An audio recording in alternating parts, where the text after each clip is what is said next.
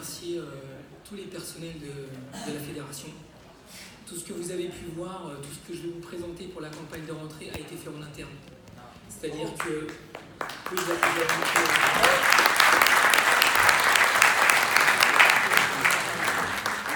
alors je sais qu'il y a des interrogations parce que il y a certains administrateurs qui sont candidats aussi, qui ont fait partie de l'équipe sortante, on va dire, qui ont pris la parole à la tribune.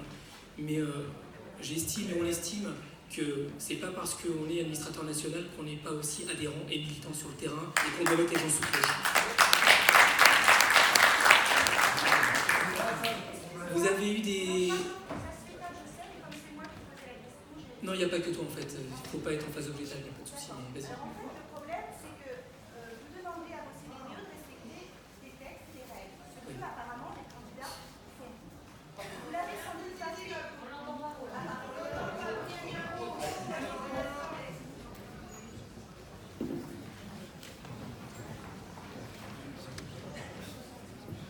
Excusez-moi, je vais pas être très longue. Je t'en prie, en fait, pas de souci. Vous demandez CAN à ce que les CDPE respectent les textes, les statuts. Je pense que les candidats issus des CDPE l'ont fait.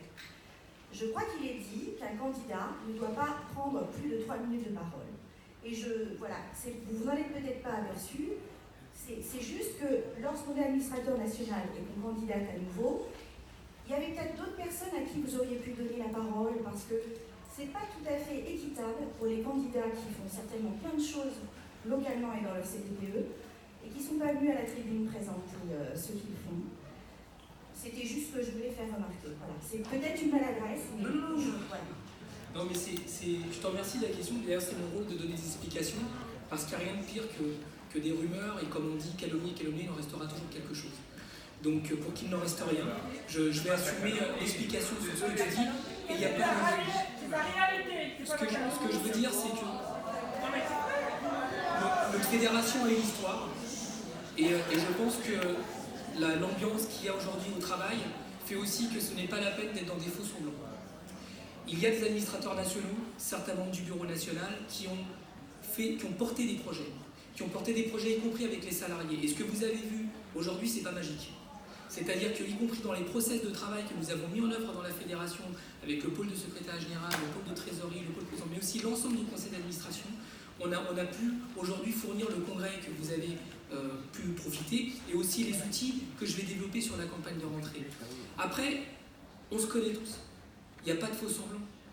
Je pense que ça serait hypocrite, au contraire, de faire venir quelqu'un ici qui expliquerait un projet qu'il n'a pas porté.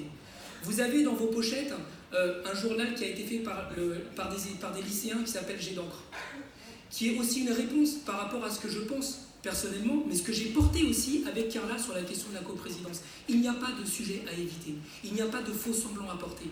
Et oui, il est évident, et je pense qu'il n'y a pas de faux semblants à dire, que ce que nous avons mis en œuvre à la coprésidence, mais aussi avec d'autres, je souhaite qu'on le poursuive. Ça serait hypocrite de ma part de dire autre chose que cela. Donc je pense qu'aujourd'hui, justement, ce rassemblement ne doit pas se faire sur l'hypocrisie, ne doit pas se faire sur du faux semblant, parce que nous devons avancer ce rassemblement, et c'est bien l'esprit de cette campagne de rentrée que nous vous présentons. Je vais commencer sur deux choses. La première, l'axe que vous avez vu, la question de la campagne de la maternelle. La campagne de la maternelle, elle a été portée au sein du conseil d'administration national.